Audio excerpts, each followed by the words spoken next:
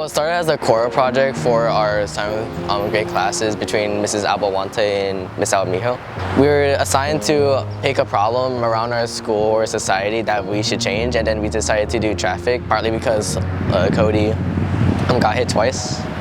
I was turning into the bike lane right here, and car kind of came and it clipped my back tire, and I flipped over the back of the car. And so then we kind of thought that there needed to be a sign to prevent cars from turning when children are present. We were all kind of like concerned about it, and we had to do something to help.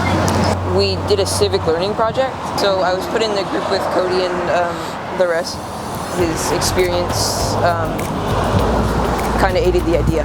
We presented to our classroom, and then after our classroom approved and we worked on a solution. We sent letters to the city council to decide what she would do with the road problems, and then we decided to enforce a sign on no turn on red over at the parking lot intersection.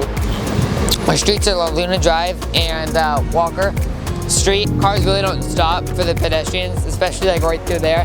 Before we got this approved by City Hall, we talked to a police officer, and so we had to take pictures to document that it was unsafe for the students, and we had to do that in the morning and the afternoon.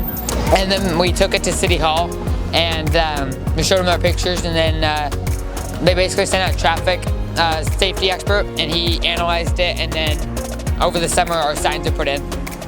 The traffic around here was very frustrating for many people, and I believe that we should do something about it, make it more safe for the kids here. It's the teacher's job to help kids live the best lives they can, to educate them on all these issues, and this is one of the issues because it directly puts the kids' lives in danger.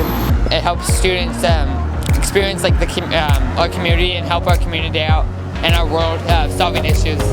I think you should actually take the chance to do civic actions. Little changes like this could help our society, even though it seems small.